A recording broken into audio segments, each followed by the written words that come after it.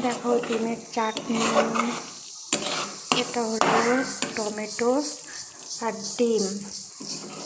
তোমরা যদি এরকম করে খেতে চাও তাহলে খেতে পারো, গরম গরম ভাত দিয়ে, খুব টেস্টি। আর এই যে দেখো হয়ে গেছে, তো আমি এখন ভাত দিয়ে খাবো।